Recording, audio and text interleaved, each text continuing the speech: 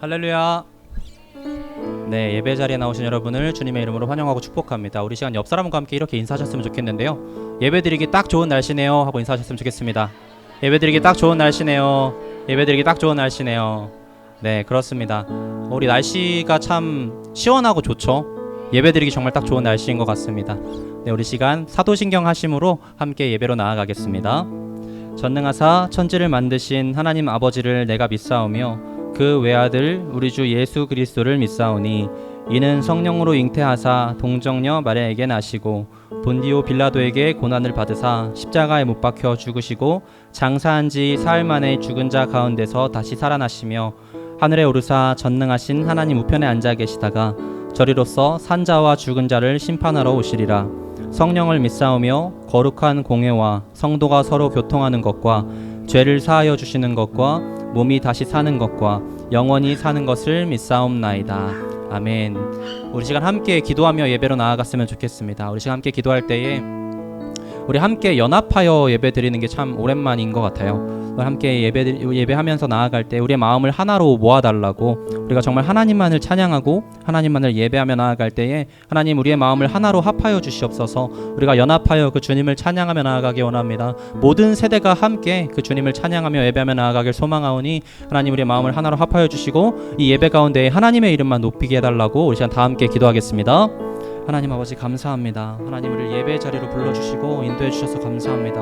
하나님 예배 장소를 또 허락해 주시고 또 우리가 함께 예배 드릴 수 있게 하여 주시니 하나님 참으로 감사드립니다. 우리가 그 주님을 찬양하며 예배하며 나아갈 때에 하나님 우리가 한 마음으로 그 주님께 나아가길 소망합니다. 하나님 우리의 마음을 하나로 합하여 주시고 하나님 우리의 중심이, 우리의 마음이 오직 하나님만을 찬양하며 하나님만을 예배하며 나아갈 수 있는 시간 될 수 있도록 하나님 우리와 함께하여 주시고 인도하여 주시옵소서. 하나님 우리 한 사람 한 사람의 마음 가운데 임하여 주시고 거하여 주시어서 하나님 우리가 정말 그 하나님을 높여드리고 하나님의 이름만을 찬양하며 하나님께 모든 영광 올려드리며 나아갈 수 있는 시간 될 수 있도록 하나님 예배를 주님께서 붙잡아 주시고 주님 인도하여 주시옵소서. 모든 영광 주님께 올려드립니다. 주님 붙잡아 주시고 인도하여 주시옵소서. 살아계신 하나님 아버지 감사합니다. 우리를 예배 자리로 불러주시고 또 하나님께 이렇게 함께 모여 찬양할 수 있게 하여 주시니 참으로 감사드립니다. 우리가 시간 함께 찬양하며 나아갈 때에 온전히 그 주님을 예배하며 모든 영광 주님께 올려드리며 나아갈 수 있는 시간 될 수 있도록 주님께서 붙잡아 주시고 또 예배 가운데 우리가 하나님을 더 알아갈 수 있는 시간 될 수 있도록 주님께서 함께하여 주시고 인도하여 주시옵소서. 모든 것 감사드리며 우리를 사랑하신 예수님의 이름으로 기도드립니다. 아멘. 네, 우리 시간 함께 찬양할 텐데요.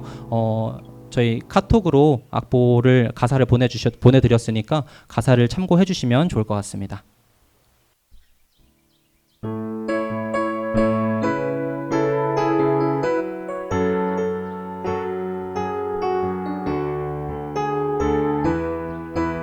함께 찬양합니다.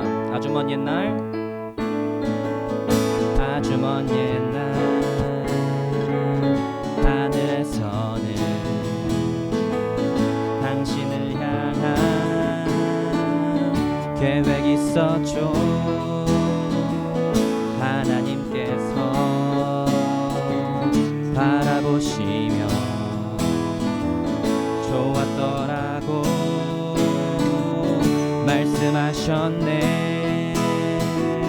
이 세상 그 무엇보다 귀하게 나의 손으로 창조하였노라.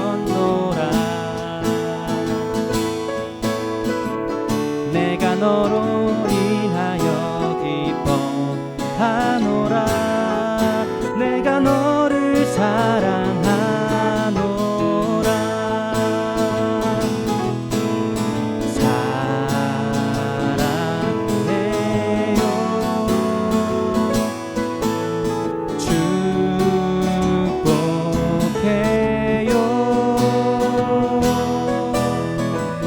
당신의 마음에 우리의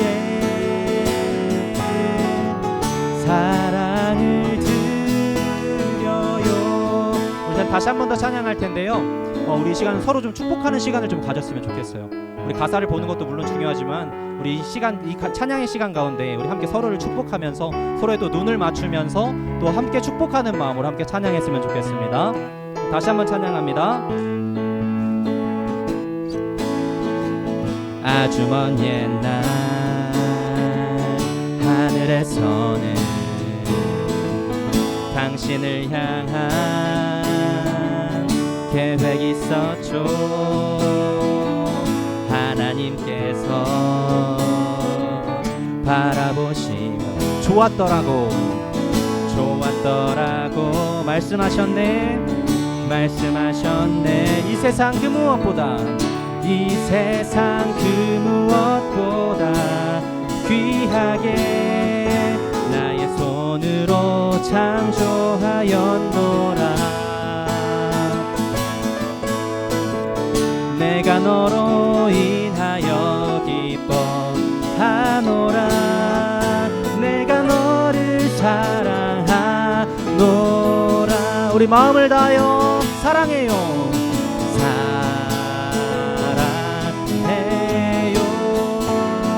사랑해요.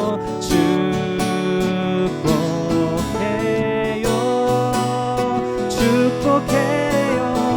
당신의 마음에 우리의 사랑을 드려요. 우리 마음을 다하여 사랑해요. 사랑해요. 주님 사랑해요.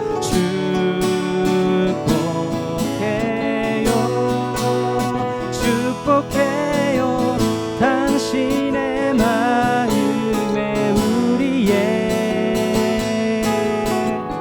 사랑을 드려요. 우리 시간은 청년들은 장년들을 향해서, 또 장년들은 우리 청년들을 향해서 또 서로 눈을 맞추면서 또 손을 뻗으면서 함께 좀 축복해주는 시간을 가졌으면 좋겠어요. 얼굴도 좀 익히고 우리 함께 사랑하는 마음을 다하여서 다시 한번 찬양합니다. 사랑해요.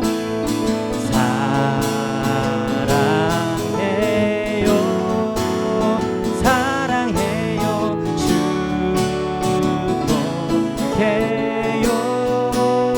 축복해요.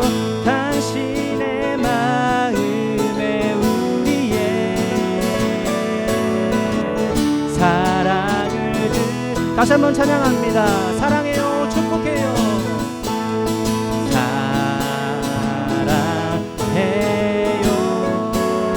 사랑해요.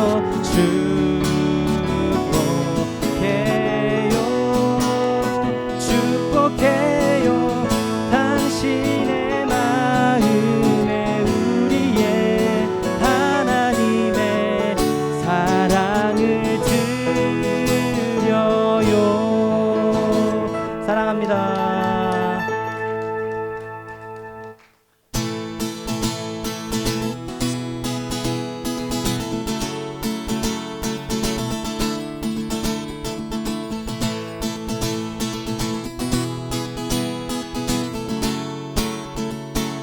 갈급한 내 맘, 갈급한 내 맘 만지시는 주, 사랑과 노래 드리기 원합니다. 주 사랑해요. 주 찬양해요. 거룩한 주 날 만져주시니 이전과 같지 않으리. 주 사랑해요. 영원히 찬양해. 예수 신령과 진정으로 경배드려요. 주 사랑해요. 사랑해요. 영원히 찬양해. 예수 신령과 진정으로 경배드려요. 우리 2절로 노래합니다. 매일 주님과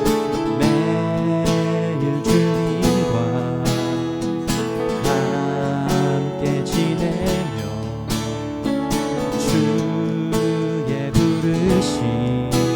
주 마음 알기 원해. 내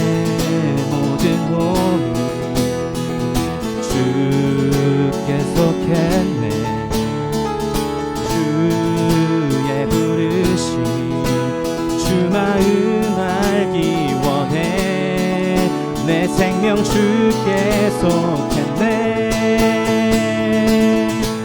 주 사랑해요. 영원히 찬양해. 예수 신령과 진정으로 경배드려요. 주 사랑해요.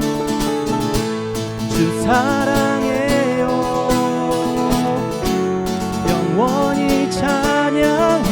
예수 신령과 진정으로 경배드림. 시간 마음을 다여 주 사랑해요. 주 사랑해요. 영원히 찬양해. 예수 신령과 진정으로 경배드려요. 주 사랑해요. 주 사랑해요. 영원히 찬양해. 예수 신령과 진정으로 경배드려요.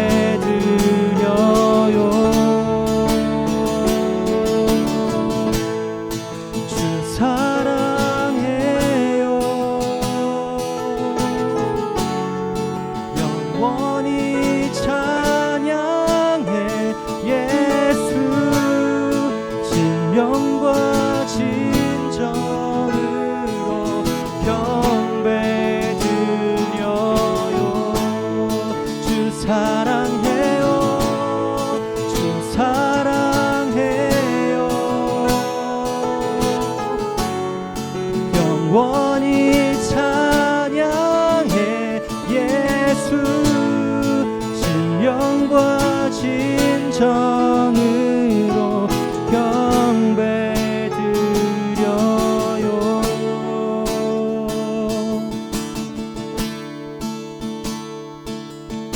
우리에겐 소원이 하나 있네. 주님 다시 오실 그날까지 우리 가슴에 새긴 주의 십자가 사랑, 나의 교회를 사랑케 하네. 주의 교회를 향한 우리 마음, 희생과 포기와 가난과 고난, 하물며 죽음조차 우릴 막을 수 없네. 우리 교회는 이 땅에 희망, 교회를 교회되게, 예배 예배되게 우릴 사용하소서. 진정한 부흥의 날 오늘 임하도록 우릴 사용하소서.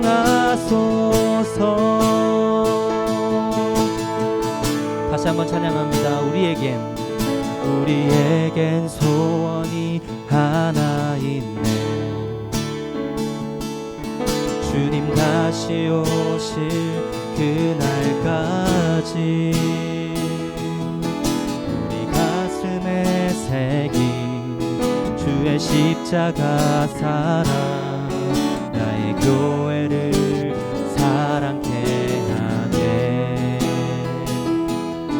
주의 교회를 향한 우리 마음, 희생과 포기와 가난과 고난, 하물며 죽음조차 우릴 막을 수 없네. 우리 교회는 이 땅의 희망, 교회를 교회되게, 예배 예배되게 우릴 사용하소서. 진정한 부흥의 날 오늘 임하도록 우릴 사용하소서. 교회를 교회되게, 교회를 교회되게, 예배 예배되게 우릴 사용하소서.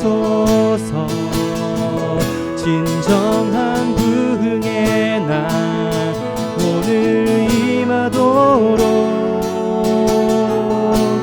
우릴 다시 한번 고백합니다. 교회를 교회되게, 예배 예배되게 우릴 사용하소서. 진정한 부흥의 날 오늘 임하도록 우릴 사용. 진정한 부흥의 날, 진정한 부흥의 날 오늘 임하도록 우릴 사용하소서. 우리 시간 다 함께 기도하며 나아가기 원합니다. 우리 시간 다 함께 기도할 때에 하나님, 이 찬양의 가사처럼 우리가 고백했던 것처럼 하나님, 교회가 교회되게 하여 주시옵소서. 예배가 예배되게 하여 주시옵소서. 그래서 우리가 하나님을 찬양하며 하나님을 예배하며 나아가는 우리 한 사람 한 사람 될 수 있도록 주님께서 함께하여 주시고 인도하여 주시옵소서. 특별히 우리가 하나 되어 그 주님을 찬양하며 나아가기 원합니다. 하나님, 우리가 연합하여 그 주님께로 나아갈 수 있도록 하나님, 우리의 마음 가운데 임하여 주시고 역사하여 주시옵소서. 우리가 주님만을 찬양하며 주님만을 예배할 때에 하나님께서 우리에게서 힘과 능력을 부어주실 것을 믿사오니 하나님, 이 예배 가운데 우리와 함께하여 주시고 인도하여 주시옵소서. 우리 시간 다 함께 예배를 위해서 다 함께 기도하겠습니다. 하나님 아버지, 함께하여 주시고 인도하여 주시옵소서. 하나님, 이 예배가 온전히 그 주님만을 향한 예배가 되게 하여 주시옵소서. 하나님, 교회가 교회되게 하여 주시고 예배가 예배되게 하여 주셔서 우리가 그 하나님의 이름만을 높여드리며 그 하나님의 이름만을 찬양하며 나아갈 수 있도록 하나님, 우리의 마음 가운데 임하여 주시고 역사하여 주시옵소서. 하나님, 특별히 우리가 하나 되어 그 주님을 찬양하며 예배하며 나아가기 원합니다. 하나님 안에서 진정한 연합을 이루어 그 주님을 예배하며 그 주님을 찬양하며 나아갈 수 있도록 하나님, 우리와 함께하여 주시옵소서. 그래서 하나님께서 기뻐 받으시는 찬양과 예배가 되게 하여 주시옵소서. 주님, 우리의 마음 가운데 임하여 주시고 역사하여 주시옵소서. 살아계신 하나님 아버지, 감사합니다. 우리를 예배의 자리로 불러주시고 그 하나님을 찬양할 수 있는, 특별히 우리가 함께 연합하여 주님을 찬양하며 나아갈 수 있게 해주셔서 감사합니다. 하나님, 예배 가운데에 우리가 그 주님의 이름만을 찬양하며 주님을 예배하며 나아갈 수 있도록 하나님, 우리의 중심을 붙들어 주시고 온전히 그 주님만을 바라볼 수 있도록 하나님, 우리의 시선과 우리의 마음이 하나님께로만 향하여 줄 수 있도록 인도하여 주시고 역사하여 주시옵소서. 모든 영광 주님께 올려드리며 살아계신 예수님의 이름으로 기도드립니다. 아멘.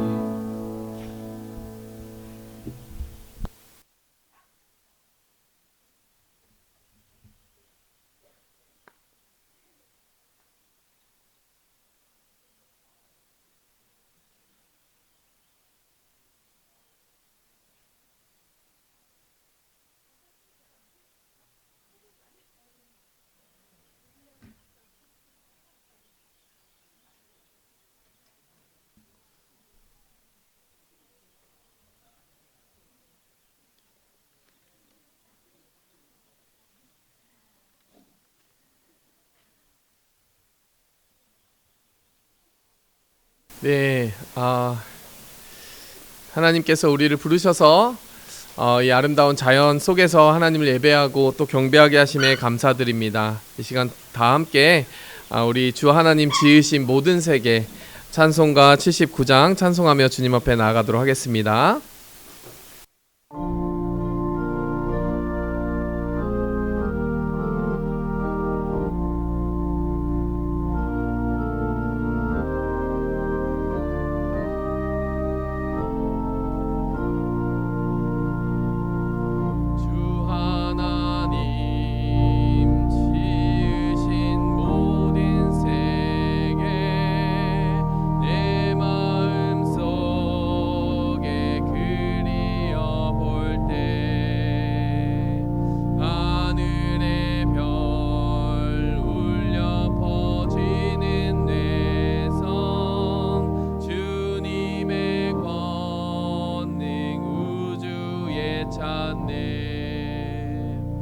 주님의 높고 위대하심을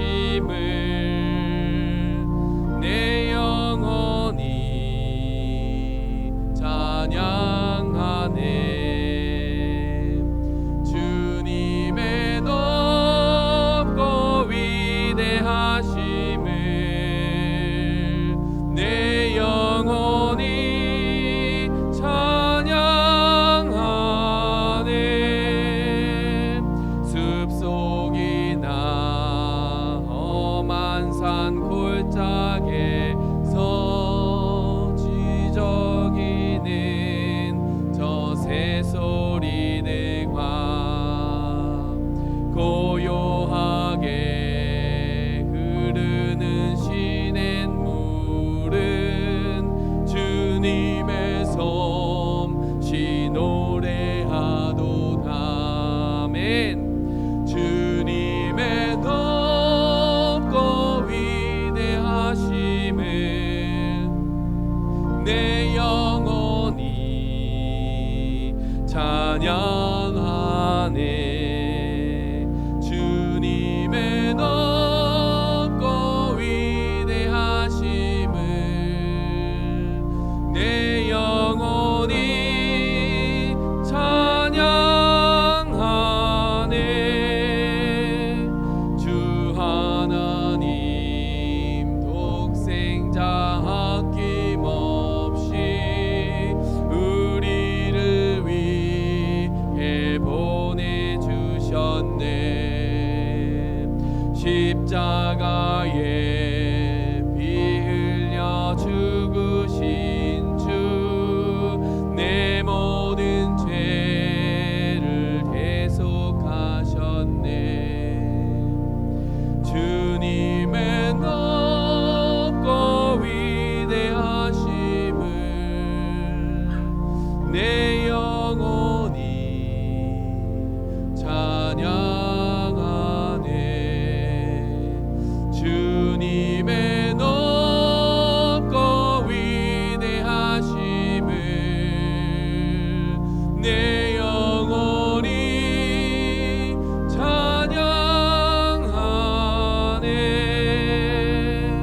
내 주 예수 세상에 다시 올 때 저 천국으로 날 인도하리.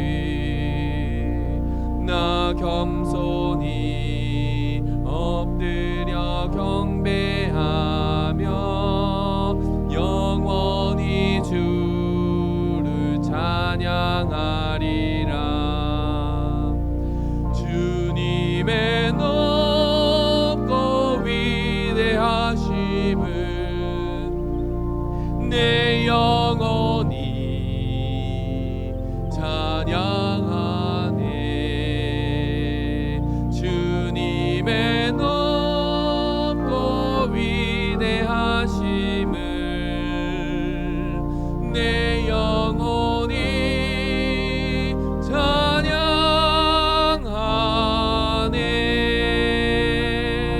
아멘. 오늘 우리가 함께 교독하고 나아갈 성시교독 11번입니다. 성시교독 11번 우리 함께 교독하며 나가도록 하겠습니다. 시편 17편입니다. 여호와여 의의 호소를 들으소서. 나의 울부짖음에 주의하소서. 잠깐만요. 다시 다르군요. 네. 성시교독 다시 11번입니다.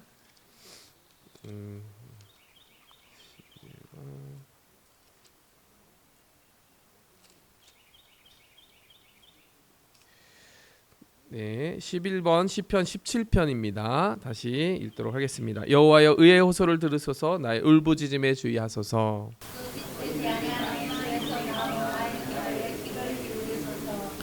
주께서 나를 판단하시며 주의 눈으로 공평함을 살피소서. 주께서 내 마음을 시험하시고 내 안에 나를 사랑하셨으나 흠을 찾지 못하였사오니 내가 결심하고 입으로 범죄하지 아니하리이다. 사람의 행사로는 주의 길을 포악한 자의 길을 가지 아니하였사오며 나의 아니하였으며 주의 길을 굳게 지키고 실족하지 아니하였나이다. 하나님이여 내게 응답하시겠으므로 내가 불렀사오니 내게 귀를 기울여 내 말을 들으소서. 주께 피하는 자들은 그 일어나 치는 자들에게서 오른손으로 구원하시는 주여, 주의 기이한 사랑을 나타내소서. 아멘.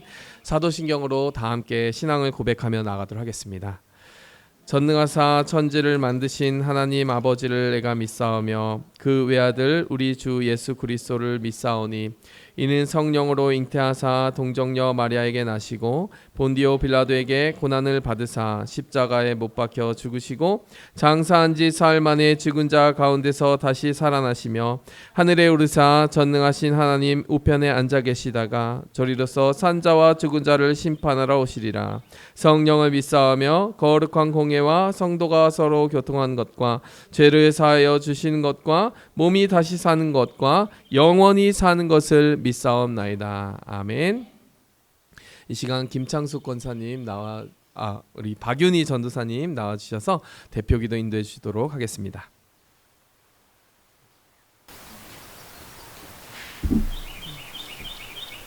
다 함께 기도드리겠습니다. 너무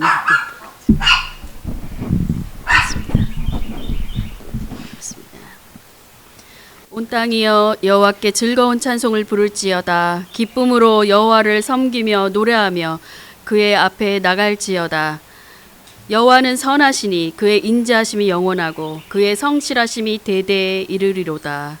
전능하신 하나님, 오늘 이렇게 주의 백성들이 특별히 하나님께서 만드신 아름다운 자연을 바라보며 모여 주께 찬양과 예배 드릴 수 있도록 하심을 감사드립니다. 이 시간 이곳에서도 하나님의 크신 은혜와 성령님의 임재하심이 넘치는 예배가 되게 하여 주시기를 원합니다. 우리의 마음 가운데 성령님이 주시는 참 평화로 말미암아 강물같이 기쁨이 넘쳐흐르게 하시고 하늘에서 내리는 단비와 같이 성령의 단비로 임하여 주시옵소서. 아틀란타 새 축복교회를 위해 기도합니다. 우리 각자의 입술에 늘 감사가 있어서 하나님을 기쁘시게 하고 또 서로가 한마음 한뜻으로 예수 그리스도 안에서 사랑으로 연합하는 교회가 되게 하여 주시기를 기도합니다. 새 축복교회가 사랑의 공동체로 하나님의 사랑을 더욱 나타내며 세상의 빛과 소금의 역할을 감당할 수 있도록 우리에게 은혜를 더해 주시옵소서. 날마다 더욱 기도와 모이기에 힘쓰게 하시고 말씀으로 새 힘을 얻어 아직도 주님을 모르는 사람들에게 복음을 담대히 전하는 주님의 복된 교회가 되게 하여 주시옵소서. 이 시간 또한 연약한 지체들을 위해 기도합니다. 여러 가지 질병으로 고통받는 지체들을 기억해 주셔서 하나님의 치료의 손길로 모든 질병들이 깨끗이 나음을 받기를 간구합니다. 주님, 이 시간 또 하나님께서 세우신 최동현 목사님을 위해 기도합니다. 하늘의 크신 은혜와 지혜와 성령의 충만함으로 채워주시옵시고 늘 믿음으로 굳게 서서 하나님의 양들을 주의 말씀으로 이끄시기에 부족함이 없게 하여 주시기를 구합니다. 말씀을 전하실 때 성령님 함께 하여 주시고 듣는 우리들도 마음이 옥토밭이 되게 하여 100배의 결실을 맺을 수 있도록 하여 주시옵소서. 모든 예배 순서 가운데 주님께서 함께 하실 것을 믿으며 주 예수 그리스도 이름으로 기도드렸습니다. 아멘.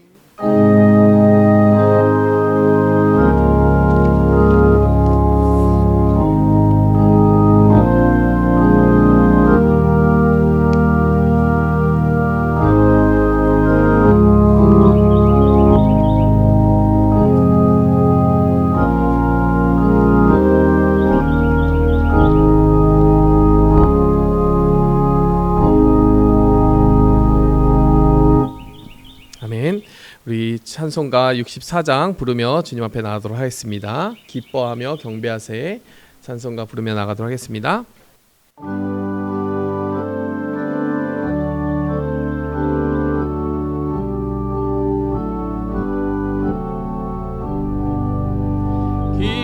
기뻐하며 경배하세 영광의 주 하나님 주 앞에서 우리 마음 피어나는 꽃 같아 죄와 슬픔 사라지고 의심 구름 거치니 변함없는 기쁨의 주 밝은 빛을 주시네.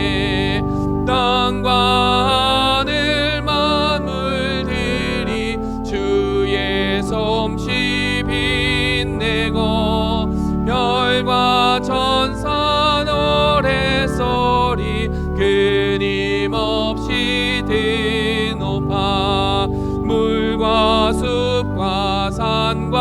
골짜 들판이나 바다나 모든 만물 주의 사랑 기뻐 찬양하여라.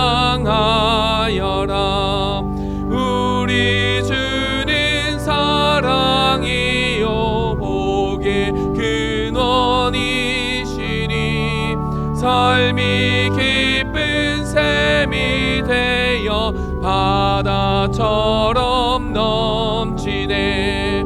아버지의 사랑 안에 우리 모두 형제니 서로 사랑하게 도와주시옵소서. 새벽별의 노래 따라 힘찬 찬송 부르니 주의 사랑 줄이 되어 한맘 되게 하시네. 노래하며 행진하여 싸움에서 이기고 승전가를 높이 불러 주께 영광 돌리세. 아멘. 네, 오늘 우리에게 주시는 하나님의 말씀 다 함께 보도록 하겠습니다. 요한복음 6장 1절에서 15절까지 말씀 함께 보고 듣도록 하겠습니다. 제6장. 그 후에 예수께서 디베랴의 갈릴리 바다 건너편으로 가심에 큰 무리가 따르니 이는 병자들에게 행하시는 표적을 보았음이로라. 예수께서 산에 오르사 제자들과 함께 거기 앉으시니 마침 유대인의 명절인 유월절이 가까운지라. 예수께서 눈을 들어 큰 무리가 자기에게로 오는 것을 보시고 빌립에게 이르시되 우리가 어디서 떡을 사서 이 사람들을 먹이겠느냐? 이렇게 말씀하심은 친히 어떻게 하실지를 아시고 빌립을 시험하고자 하심이라. 각 사람으로 조금씩 받게 할지라도 200데나리온의 떡이 부족하리이다. 제자 중 하나 곧 시몬 베드로의 형제 안드레가 예수께 여짜오되 여기 한 아이가 있어 보리떡 5개와 물고기 2마리를 가지고 있나이다. 그러나 그것이 이 많은 사람에게 얼마나 되겠사옵나이까? 이 사람들로 앉게 하라. 하시니 그곳에 잔디가 많은지라 사람들이 앉으니 수가 5,000명쯤 되더라. 예수께서 떡을 가져 축사하신 후에 앉아있는 자들에게 나눠주시고 물고기도 그렇게 그들의 원대로 주시니라. 그들이 배부른 후에 예수께서 제자들에게 이르시되 남은 조각을 거두고 버리는 것이 없게 하라. 이에 거두니 보리떡 5개로 먹고 남은 조각이 12바구니에 찼더라. 그 사람들이 예수께서 행하신 이 표적을 보고 말하되 이는 참으로 세상에 오실 그 선지자라. 그러므로 예수께서 그들이 와서 자기를 억지로 붙들어 임금으로 삼으려는 줄 아시고 다시 혼자 산으로 떠나가시니라. 아멘. 네, 잠시 기도하고 말씀 전하도록 하겠습니다. 하나님 아버지 감사합니다. 오늘 우리를 이렇게 한 몸 된 정말 그리스도의 몸 된 교회로 이렇게 모이게 하시고 또 말씀 앞에 서게 하시고 또 함께 사랑하며 친교할 수 있는 귀한 날 허락해 주시니 감사합니다. 이 날을 축복하여 주시고 또 이 날 안에서 우리가 누리는 모든 순간들이 우리에게 귀한 추억으로 남게 하시고 또 그것이 우리가 살아 움직이며 주님의 백성으로 살아가는 거룩한 새 힘 되게 하여 주시옵소서. 특별히 말씀을 펴고 읽을 때에 또 우리가 들을 때에 그 말씀이 우리의 마음에 가장 깊은 곳에 깨달아지게 하시고 또 실천되게 하여 주시옵소서. 예수님의 이름으로 기도했습니다. 아멘. 할렐루야. 날씨가 참 좋습니다. 아멘. 날이 참 좋지 않습니까? 아멘.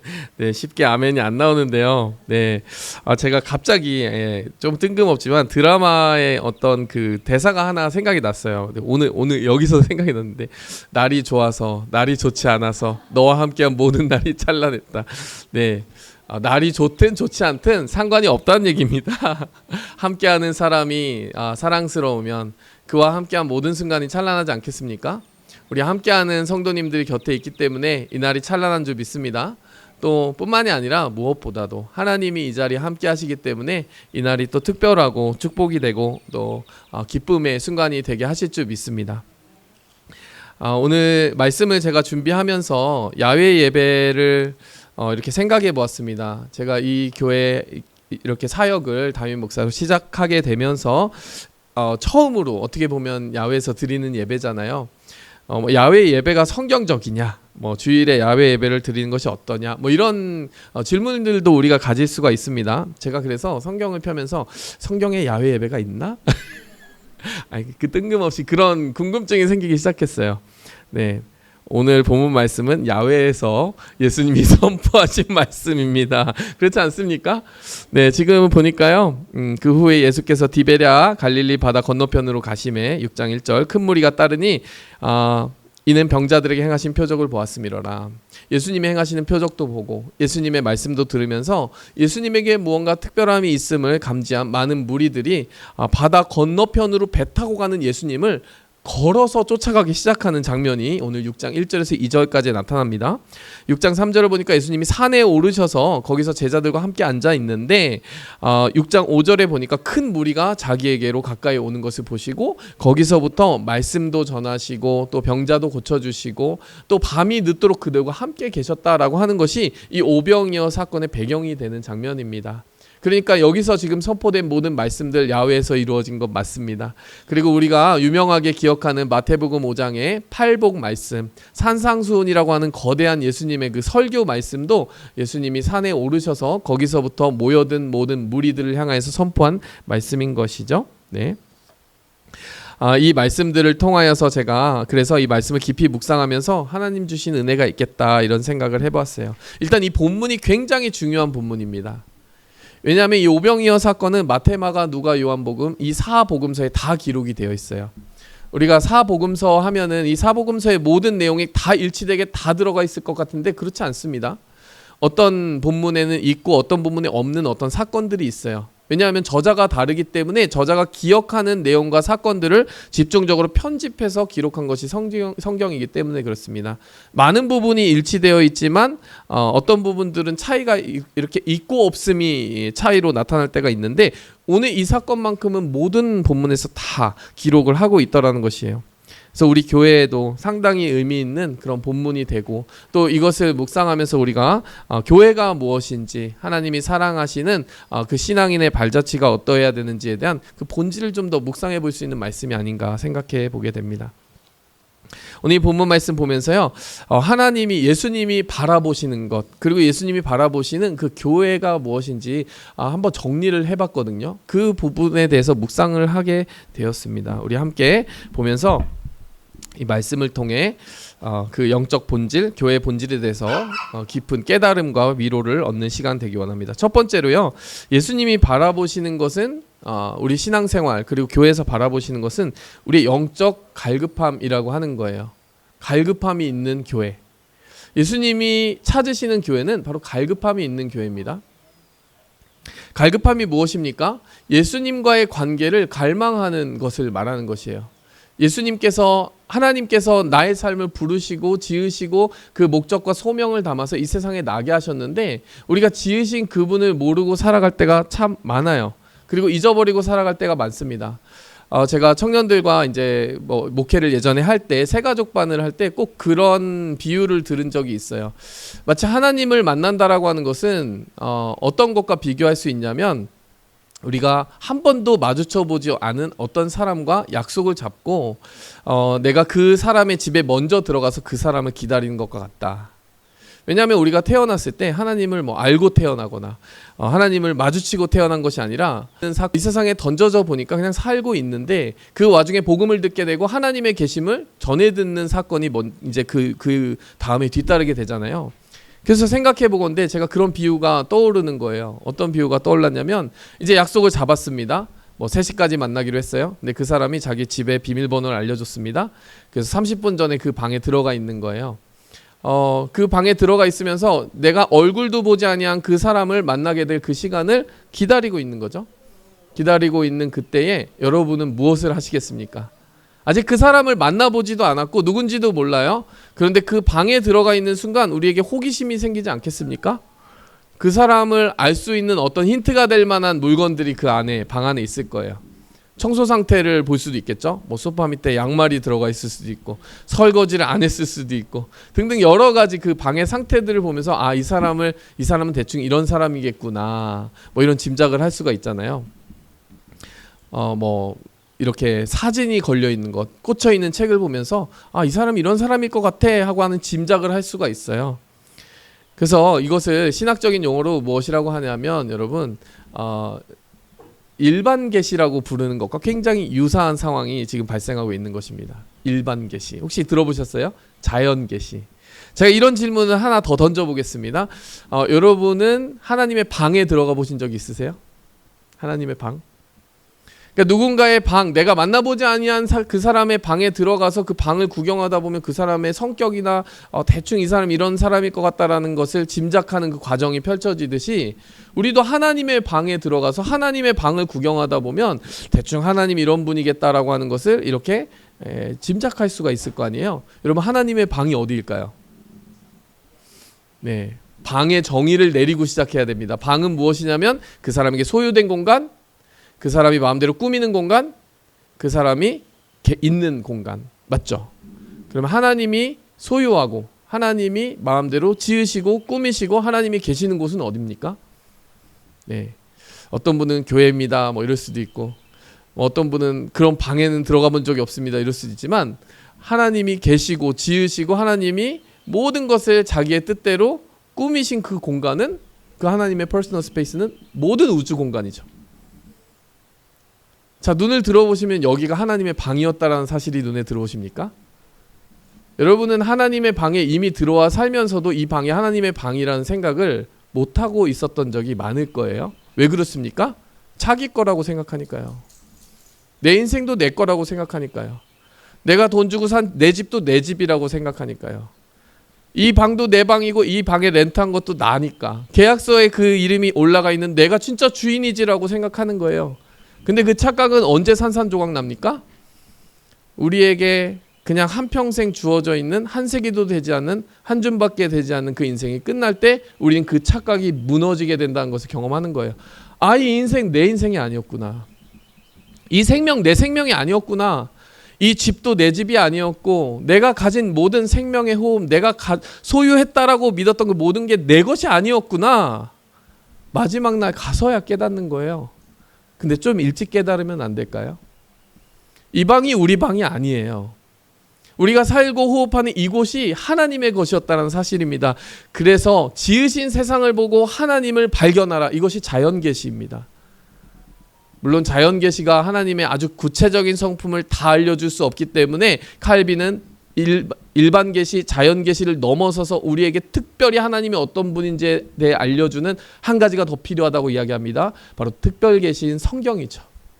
하나님께서 셀프 스테이트먼트, 내가 어떤 것을 좋아하고 싫어하며 정의와 공의를 사랑하고 내가 어떤 목적으로 세상을 지었고 무슨 뜻으로 너희를 나게 했는지에 대해서 하나님이 직접 말씀해 주시는 거예요. 그거는 자연을 본다고 해서 다 나오진 않습니다. 그것을 알려주시기 위해 택하신 사람들을 시대마다 두어서 그들에게 계시를 주고 그들이 모은 그 하나님의 말씀들을 다 모아서 편찬하고 나니 그것이 성경책이 된 거예요. 근데 아주 놀라운 사실은 수천 년에 걸쳐서 다양한 저자들에 의해서 각 권의 책들이 모여서 편찬이 되었는데 너무나도 놀라운 통일성이 있더라는 것이에요. 그리고 하나님께서는 아주 분명한 논리로 이 세상이 어떻게 흘러가고 있는지에 대해서 통일성 있게 말씀을 통해 비추어 주시더라는 것이에요. 갑자기 이 말씀을 왜 하느냐? 여러분, 우리가 교회에 온다라고 하는 것의 행위의 그 의미를 한번 질문해 볼 필요가 있어요. 우리는 교회를 왜 오는가? 교회는 무엇인가? 하나님의 말씀이라는 것은 어떻게 하다 하나님의 말씀인 것인가? 이런 근본적인 질문이 있다는 것이에요. 내 인생은 어디로부터 왔고 어디로부터 말미암고 또 어디로 돌아가고 있는가? 여러분, 우리가 바삐 살다 보면, 그리고 내 인생이 내 것이라는 환상 속에 살다 보면 그저 내가 세운 목표, 내가 세운 목적이 다인 줄 알고 그런 깊고 심도 깊은 철학적 질문을 잊어버리고 살아갈 때가 많아요. 신학적 질문을. 그런데요, 여러분, 우리를 살게 하는 것, 우리가 정말 인생의 의미를 찾으려면 그 질문을 놓쳐서는 안 됩니다. 그 질문을 멈춘 이유는 왜겠습니까? 밑도 끝도 없을 것 같아서. 과연 그런 질문에 답이 있을까? 내가 왜 왔는지에 대해서 답할 수 있는 사람이 있을까? 그저 잘 먹고 잘 살면 되는 것 아닌가? 그냥 그 정도 미봉책으로 우리가 그냥 미완성의 답만을 내려놓고 살 때가 많다는 것이죠. 오늘 이 본문 말씀에 다시 돌아와 보면 이 무리들은 도대체 어떤 무리들이냐라고 하는 것을 질문해 볼 필요가 있습니다. 왜 예수님이 이들과 함께하고 있고 이들과 밤이 맞도록 말씀을 전하고 병자를 고치는 사역을 하고 계시냐?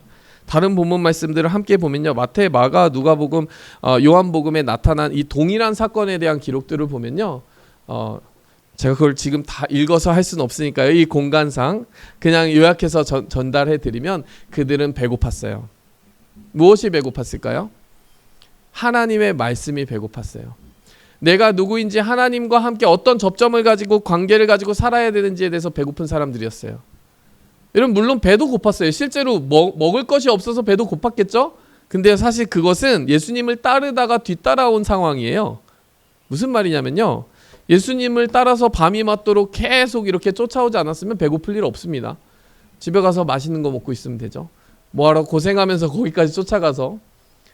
여러분, 오늘 야외 예배 여기까지 왜 왔습니까? 우리가 여기에만 밥이 있습니까? 우리 집에 가면 날씨도 좋고요. 어떻게 보면 이런 날씨에 좀 더 편안하게, 냉장고에 밥 없는 사람 있겠어요? 그렇죠? 그런데 이들은 예수님을 쫓아와야만 하는 이유가 있었다라는 것이에요. 그리고 마테마가 누가복음에 보면 요한복음에 없는 다른 내용이 있는데, 그것은 바로 예수님이 그들에게 이제 오병이의 기적을 베풀기 직전까지는 그들이 굉장히 배고팠다라는 것이에요. 기진맥진했다는 것이에요. 그래서 예수님이 그들을 볼 때 목자 없는 양들이 방향 없이 가는 것이 너무 안타까워서 그들에게 계속 말씀을 전하시고 병자를 고치셨지만 마지막의 순간에는 제자들에게 물으셨어요. 우리가 저들을 어떻게 먹게 할 것이냐 시험하면서 물어보셨어요. 그랬더니 제자들이 이제 저들을 마을로 들어가서 저들이 먹을 것을 사게 하면 안 되겠습니까? 근데 너무 늦었네요 라고 이야기를 한 거죠.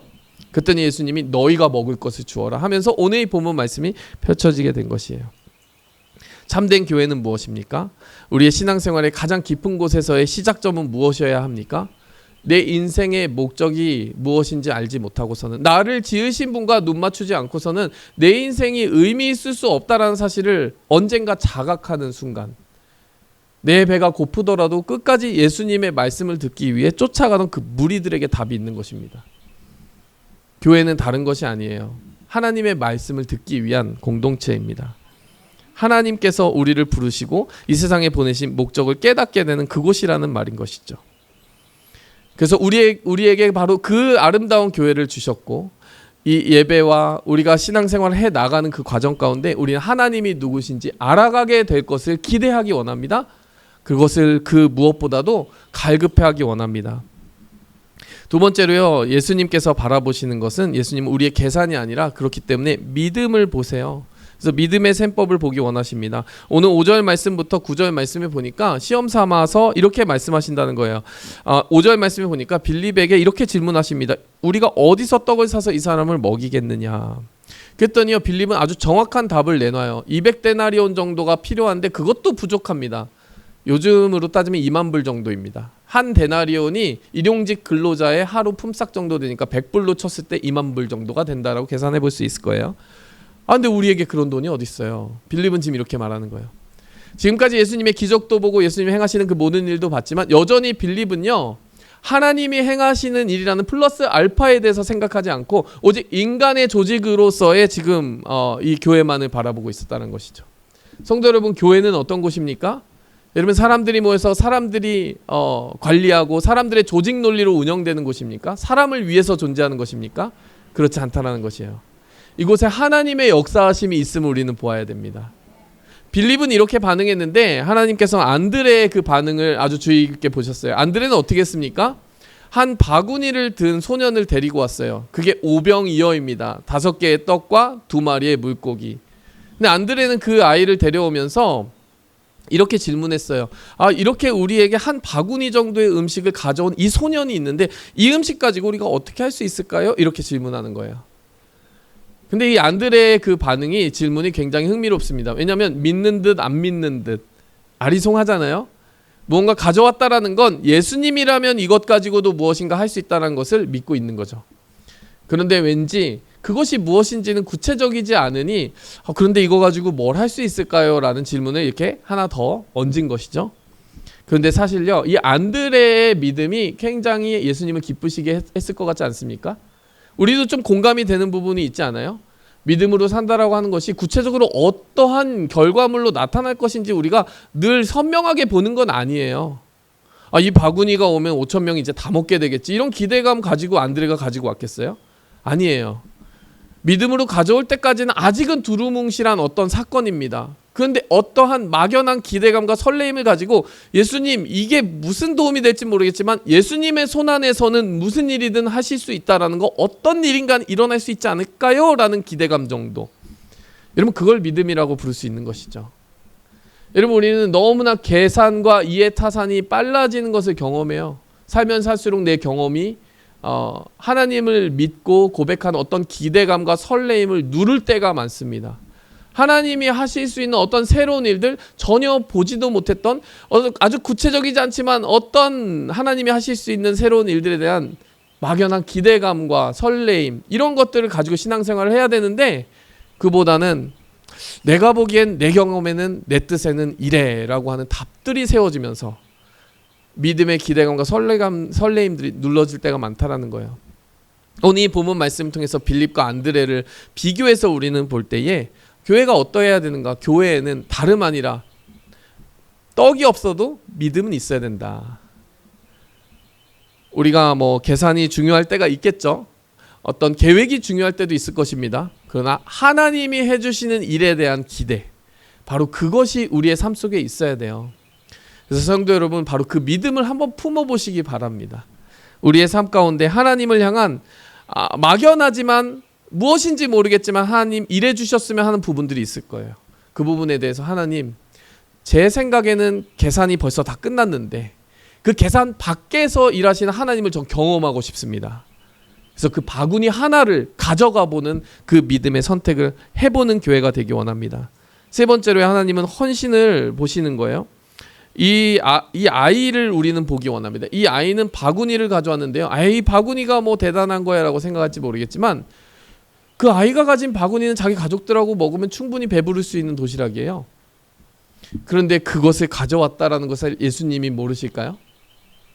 우리의 눈에 볼 때 절대적인 평가를 할 때가 많습니다. 절대평가로 보면 그 바구니는 별거 아니에요. 하지만 상대평가를 하십니다. 예수님은 너의 형편 속에서 이것이 얼마나 중요한 의미인지 나는 알고 그것을 받겠다. 우리 헌신의 무게를 달아보시는 거예요. 예전에 과부의 2렙돈, 별것 아니지만 그에게는 생활비 전부였던 돈을 보시면서 예수님은 저기 많은 헌금을 냈던 사람들보다 이 과부가 낸 그 보잘것없는 페니 2개가 훨씬 더 가치 있다라고 이야기하신 적이 있거든요. 여러분, 교회에서 예수님이 보시는 시선은 무엇이냐면 우리가 어떤 마음의 무게로 하나님 앞에 드릴 수 있는가, 우리의 시간과 재능과 하나님 앞에 나아가는 마음의 무게를 보신다라는 것 기억하기 원합니다. 여러분, 사실은 예수님은 바로 그 바구니를 기다리셨어요. 예수님이 이 기적을 일찍 행하실 수 있지 않았나요? 아침에도 오병이어 기적 이미 다 먹고 시작하자 우리 이럴 수도 있잖아요. 다 우리 앞으로 갈 길이 많은데 일단 먹자 하실 수도 있잖아요. 그런데 아주 배고플 그때까지, 이 바구니를 가진 한 소년이 올 때까지 어떻게 보면 의도적으로 모두가 함께 배고팠어요. 예수님은 그 믿음의 헌신을 기다리셨던 것이죠. 바구니 없이도 기적을 행하실 수 있는 그분이 그 바구니와 함께 정말 무게감 있는 마음과 사랑을 담아서 오는 한 소년을 기다리셨다라는 거예요. 어떻게 보면 이지웨이는 아닐 수 있어요. 하지만 믿음의 길 가운데는 때로는 이지웨이보다 좀 difficult way가 훨씬 더 가치를 발휘할 때가 있습니다. 그냥 베풀어 주시는 일방적인 기적보다 이렇게 누군가 고민하면서 헌신하고 사랑을 베풀기를 선택했을 때 그것이 훨씬 더 아름다운 하나님이 기대하시는 모습이라는 거죠. 오늘 야외 예배 정말 많은 음식들 우리 같이 가지고 왔잖아요. 여러분, 이 하나하나의 헌신들이 또 우리의 좀 나눔들이 우리의 마음을 따뜻하게 했으면 좋겠습니다. 그리고 하나님 보시는 기쁨이 되기 원합니다. 또 한 가지 보시는 것은, 네 번째로는 모든 세대를 보고 계세요. 이 아이도 예수님 보시기엔 충분한 리더의 자리 가운데 있었다라는 것이에요. 제자들만 리더십이 아니라요, 이 바구니가 필요했잖아요. 이 아이에게도 자리가 있었어요. 오늘 이 야외 예배를 통하여서 저는 한 가지를 기도했습니다. 우리에게 어떻게 보면 청년과 장년이 있잖아요. 근데 3개월 만에 굉장히 많은 변화가 있었습니다. 우리에게 하나됨이 있는 시간이 있기를 간절히 원하면서 기도했어요. 성도 여러분, 우리가 한 발자국씩 더 나아가야 합니다. 서로 알아가기 위하여, 연합하기 위하여. 그래서 이렇게 나이에 많고 적음은 사실 하나님 보시기에는 뭐 그렇게 크다라고 생각하지 않아요. 하나님 볼 때에는 바구니를 든 아이와 또 이 제자들과 함께 연합하는 이 아름다운 모습을 보기 원하실 것입니다. 또 한 가지, 5번째로 한 영혼을 바라보고 계세요. 아무리 사람이 많아도요, 하나님은 한 영혼의 가치가 희석되기를 원치 않으십니다. 교회는 한 사람을 볼 수 있어야 돼요. 그래서 그 한 사람이 있으면 그 한 사람을 통하여 놀라운 일들이 일어난다는 것 기억하기 원합니다. 6번째로는 무리의 나눔입니다. 우리가 나눌 때 더욱 풍성해짐을 기억하기 원합니다. 마지막으로요, 복음을 향한 우리의 마음을 보고 계세요. 6장 14절과 15절 말씀이 좀 중요한 구절인데요. 자, 다시 한번 볼까요? 그 사람들이 예수께서 행하신 이 표적을 보고 말하되 이는 참으로 세상에 오실 그 선지자라 하더라. 그러므로 예수께서 그들이 와서 자기를 억지로 붙들어 임금으로 삼으려는 줄 아시고 다시 혼자 산으로 떠나가시니라. 사실 오늘 이 본문 말씀에서 제일 중요한 구절은 이 14절과 15절일 수가 있습니다. 예수님이 기적을 행하셨다. 우린 거기서 멈출 때가 있어요. 예수님이 기적을 행하시는 분이다. 거기서 멈출 때가 있습니다. 더 중요한 사실은 14절과 15절이에요. 이 무리들이 그 기적을 보고 나서 어떻게 행동하기 시작했냐면 예수님을 억지로 붙들어서 왕으로 삼으려고 했어요. 예수님이 그게 싫어서 혼자 산으로 떠나갔다라는 이 장면이 15절의 마지막입니다. 너무 이상한 장면 아닙니까? 기적이 일어났으면 좋은 일 아니에요? 그리고 예수님이 인기를 얻었잖아요. 그들이 모두 한데 모여서 예수님을 왕으로 삼자 이렇게 하는 장면이 너무 좋은 장면 아닙니까? 근데 예수님은 그게 싫어서 떠나가셨어요. 오해하지 않으셨으면 좋겠습니다. 요한복음 1장에 이미 예수님은 하나님의 말씀이요, 그리고 독생자다, 하나님이시다라는 것이 선포가 되어 있어요. 그리고 요한복음 18장 37절에 보면 빌라도가 신문할 때도 예수님은 내가 왕으로 이 세상에 왔다라고 분명히 말씀하셨어요. 예수님이 자기가 왕이라는 사실을 부인하시는 것이 아닙니다. 그런데 이들이 원하는 왕이 되기를 거부하신 거예요. 이들은 지금 왜 억지로 예수님을 붙들어 어떤 종류의 임금이 되기를 원할까요? 늘 배부르게 해주는 그런 왕을 원했던 것이죠. 예수님이 기적을 행하고 나니까 예수님이 베풀어준 떡만 보이기 시작한 거예요. 예수님이 그들에게 기적을 베풀어 주신 이유는 무엇이냐면 그 표적을 통해 하나님을 향한 시선이 생기기를 원했어요. 근데 이 사람들은 기적을 보고 그 기적에만 관심을 기울이기 시작했어요. 이게 어디에 나오냐면 6장 26절 한참 뒤에 보면 예수님이 떠나가셨다가 무리가 예수님을 또 추격해서 따라가는데 예수님이 그들을 다시 만난 그곳에서 이런 말씀을 하실 때 예수님의 마음이 드러납니다. 6장 26절 보면 내가 진실로 진실로 너희에게 이르노니 너희가 나를 찾는 것은 표적을 본 까닭이 아니요 떡을 먹고 배부른 까닭이다. 너네가 정말 하나님을 알고 싶어서 왔니? 아니면 그냥 떡을 먹으러 왔니? 그러면서 뒷부분에 뭐라고 얘기해 주시냐면요. 6장 54절부터 55절까지 이야기를 아주 간략하게 줄이면 예수님이 이렇게 말씀하셨어요. 내 살을 먹고 내 피를 마시는 자는 영생을 가졌고 마지막 날에 내가 그를 다시 살리리라. 지금 너희가 먹은 떡은 있다가도 없고 먹으면 금방 꺼지는 그런 떡이지만 너희가 정말 한 번 먹으면 꺼지지 않는 그런 떡을 주리라. 근데 그게 뭔지 아니? 내 살이고 내 피다. 이해가 잘 안 되는 말이죠. 그 말 듣고 많은 사람들이 이해가 안 된다, 어렵다 하면서 다 흩어졌습니다. 근데 우리가 복음서를 전체적으로 본 우리의 관점에서 그 말이 무슨 뜻인지 알고 있죠? 진짜 예수님의 살과 피를 이렇게 뜯어서 먹으라는 것이 아니라 예수님이 십자가 위에서 우리를 위해서 흘리실 그 피를 믿음으로 받아들이는 것을 그렇게 비유적으로 표현하신 거잖아요. 종합하여 말하면 떡과 우리가 눈에 보이는 어떤 혜택, 신앙생활의 반대급부, 사람들과 어울려서 좋은 어떤 분위기 이런 것만을 바라보며 신앙생활이 시작될 수는 있으나 그러나 거기서 끝나면 안 된다는 거예요. 우리가 바라던 그 갈망의 깊이가 어디까지 가야 되냐면 내가 하나님을 모르고 살았네. 그게 내 영혼에 너무나 깊은 배고픔이었네. 그리고 내가 이 죄를 짓고 죄 가운데 살아갈 수밖에 없는 내가 하나님 앞에 나아가려니까 너무나도 부끄럽고 준비되지 않았네. 근데 예수님께서 나를 위해 그 죄값을 치러주시기 위해 십자가에 달려 죽으셨네. 그럼으로써 내가 하나님 아버지 앞에 나아갈 수 있네. 바로 여기까지 나아가는 것, 그것이 바로 신앙생활의 가장 깊은 만족이라는 것이에요.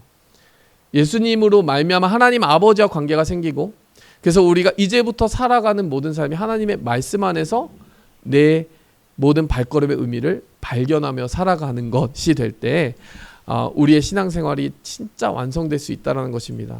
우리 함께 기도할 때요, 저는 그런 기도 제목을 우리가 함께 품었으면 좋겠어요. 하나님, 우리가 교회에서 기대하는 것, 이것도 있고 저것도 있고, 우리가 지금 이 세대에서 보는 교회에 대한 관점이라고 하는 것이 굉장히 다양해지고 있잖아요. 교회 건물을 교회라고 생각하는 사람도 있고, 거기에 있는 어떤 인간관계를 교회에서 어떤 본질로 생각하는 사람이 있고, 그런데요, 그게 아니라는 말입니다. 교회는 항상 그리스도의 몸이었어요. 사도 바울이 말했듯이 예수님의 몸이라는 것은 예수님의 십자가로부터 받은 그 모든 사랑을 주고받으면서 마치 예수님이 옆에 있는 것처럼 우리가 서로에게 그 사랑의 전달자가 되면서 이곳에 왔을 때 내가 하나님 앞에 살아가는, 하나님께 소환받은, 하나님의 창조받은 하나님의 백성이라는 것을 다시 리마인드 받는 것, 그게 우리의 영혼을 배부르고 살찌게 한다라는 사실입니다. 제가 새가족반 내용 중에서 그 내용이 있거든요. 그걸 마지막으로 말씀드리고 끝낼게요. 제가 예전에 그 21살 때 정말 예수님을 진짜 제대로 만났거든요. 그 전까지는 정말 무신론자였습니다.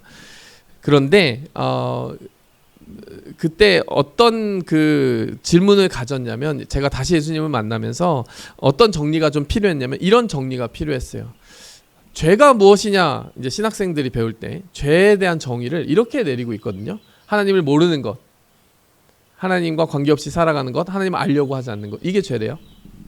근데 제가 예수님을 영접하지 않았을 때는 그 말이 되게 거슬렸어요. 정말 싫었어요. 아니, 예수님, 하나님을 모를 수도 있지. 종교생활이라는 건 택할 수도 있고 아닐 수도 있는 것이지 뭐 그렇게 강압적으로 나한테 강요를 하고 그래, 뭐 이런 생각을 가진 적이 있어요. 근데 제가 예수님을 만났잖아요. 만나고 나니까 다시 한번 그 생각이 찾아오는 거예요. 이거 어떻게 이것을 설명할 수 있을까? 그랬을 때 한 가지 비유가 떠오르게 하셨습니다. 어떤 비유가 떠오르게 하셨냐면 룸메이트의 비유예요. 어떤 거냐면 간단히 말하겠습니다. 룸메이트하고 살아본 적 있으세요? 근데 룸메이트가 너무 나의 삶에 관심이 많은 나머지 아주 사사건건 다 간섭하려고 한다면 굉장히 성가신 일이 될 겁니다. 예를 들어서 내가 좀 늦게 들어오면 잠을 안 자고 있다가 너 뭐 하고 있다가 이렇게 늦게 들어와. 제가 뭐 시험 공부하느라 좀 늦게 들어왔을 수도 있잖아요. 근데 막 그렇게 간섭하면 굉장히 무서울 것 같지 않습니까? 시험 끝나고 여행 갔다 왔는데 너 왜 나한테 말도 안 하고 여행 갔다 와? 뭐 이러면 좀 룸메이트가 왜 이렇게까지 나를 관심 있게 생각하지? 뭐 이럴 것 같지 않습니까? 한 달 동안 뭐 인사만 하고 살았어요. 그랬더니 어느 날 펑펑 울면서 막 서운하다. 우리가 이렇게 대화 없이 살 수가 있냐? 이러면 너무 부담스러운 룸메이트 아닙니까? 근데요, 룸메이트가 아니라 부모님이라고 생각해 봅시다. 세팅을 바꿔보는 거예요. 내가 자정 넘어 들어왔더니 부모님이 너 왜 얘기도 안 하고 늦게 들어와? 얘기도 안 하고 여행 갔다 왔더니 너 왜 얘기도 안 하고 지금 너 어디 갔다 오는 거야? 자, 그리고 마지막으로 한 달 동안 인사도 안 하고 그냥 인사만 하고 얘기도 없이 살면 너무 서운하다. 너 지금 무슨 일이 있니? 이렇게 질문하는 거 이상하게 느껴지십니까? 룸메이트와의 관계 그리고 가족과의 관계가 좀 틀리죠. 부모님과의 관계. 왜 틀릴까요? 무슨 설명이 필요합니까? 부모님이니까 그렇죠. 부모님이니까 당연히 그럴 수 있는 거죠. 부모님과 대화 없이 사는 거, 관계 없이 사는 거, 서로에게 관심 가지지 않고 살아가는 것이 오히려 너무 이상한 일이잖아요. 그러면 제가 항상 질문을 그렇게 해요. 새가족반 할 때 하나님은 룸메이트십니까? 우리를 향하여 우리의 부모님의 가까운 감정을 가지고 계시겠습니까? 우리를 지으신 분이라면 룸메이트로서 우리를 구경하고 계시겠어요? 아니면 우리를 지으신 분으로서 부모의 감정을 가지고 보고 계시겠습니까? 분명히 이렇게 말씀하실 거예요. 너와 나가 대화 없이 관계 없이 살아가는 것은 정상일 수 없다. 내가 너를 지었기 때문이다. 그렇다면요, 그 정의가 이해가 되더라는 것이죠. 하나님과 관계 없이 살아가는 것이 죄다라고 하는 것이 이렇게 풀어지는 거죠. 하나님을 모르는 것이 정상일 수 없다는 거예요. 하나님이 우리를 지으셨기에. 그래서 우리를 부르신 그곳에서 우리가 가져야 될 가장 큰 마지막의 갈망은 하나님 자신이어야 될 줄 믿습니다. 오늘 오병이어의 기적은 바로 그것을 말씀해 주고 있는 거예요. 하나님 믿으면 배고플 일 없어. 다 먹여주셔. 이런 어떤 세상적인 레시피를 주시는 게 아니라 그 하나님의 능력을 발견한 너희여, 너희가 정말 갈망해야 되는 것이 무엇인지 알려주마. 너희를 위해 죽기까지 너를 사랑할 수 있는 너의 창조자 하나님, 너를 홀로 두지 않으시고 너의 삶의 모든 목적을 공급하시고 언제 어디서든 너가 외롭고 힘들고 눈물 흘릴 때에 너와 함께 울어주시는 하나님, 너의 인생이 잠시 잠깐 있다가 꺼져버린 불꽃처럼 죽음으로 맺어지는 것이 아니라 훗날 부활하여서 함께 하나님과 살아갈 수 있는 그날이 있음을 알게 하시는 약속의 하나님, 그 하나님을 발견했으면 좋겠다라고 하여서 예수님은 이렇게 오늘 이 오병의 기적을 마무리 지으신 것입니다. 오늘 여기까지 와서 말씀이 좀 길었는데 그래도 우리가 이 말씀을 보면서요, 마음에 새겼으면 좋겠습니다. 오늘 하루가 배불렀으면 좋겠어요. 다른 것으로 배부르는 것이 아니라 이곳에 교회에 조금 처음 오시거나 한 분도 있기 때문에 제가 좀 복음적인 부분을 많이 설교를 했습니다. 우리가 같이 먹고 마시면서 모든 세대가 어우러지기 원하고 한 영혼을 향한 시선이 더 선명해지기 원하고 우리 교회가 함께 세워져 가기 원하고 또 복음이 무엇인지, 하나님이 무엇인지, 하나님이 누구신지에 대해서 우리의 마음 가운데 깊이 서로 사랑의 실천을 통해 경험되어지기 원합니다. 함께 기도하겠습니다. 하나님 아버지, 감사합니다. 오늘 우리를 불러주시고 이곳에서 하나 되게 하시는 하나님, 이곳에서 나눈 모든 말씀, 우리의 신앙의 모든 발자국 속에서 하나님, 우리가 홀로 떨어져 살아가는 그런 동떨어진 섬이 아니요 하나님의 자녀된 것을 기억하게 하시고 그 안에서 사랑을 이미 받아왔음을 기억하게 하시고 이미 그 하나님의 방 가운데 있었음을 기억하게 하시고 낯선 이방인의 땅이 아닌 어디서든 하나님 아버지의 방이 기다리고 있음을 기억하게 하시고 하나님, 그 사랑을 떡으로 먹고 마시며 행복하게 서로 나누는 사랑의 공동체를 세워가게 도와주시옵소서. 예수님의 이름으로 기도했습니다. 아멘. 이제는 우리를 사랑하사 자신을 생명의 떡으로 내어주신 예수 그리스도의 사랑과 또 그 독생자를 아끼지 아니하시고 우리에게 보내주신 하나님 아버지의 은혜와 또 우리로 그 은혜를 깨닫고 이 세상 홀로 외롭게 살아가는 것이 아닌 하나님의 자녀로 살아가고 있음을 우리에게 깨닫게 알려주시는 성령님의 감화 감동, 은혜 주시는, 지혜 주시는 은혜가 이 시간 이곳에서 함께 준비한 떡을 먹고 마시며 한 교회로 세워져 가기를 원하는, 그리고 그 은혜 안에서 인생을 강하고 담대하게 승리하기 원하는 주의 모든 백성들의 삶 가운데 이제로부터 영원토록 함께 계실지어다. 아멘.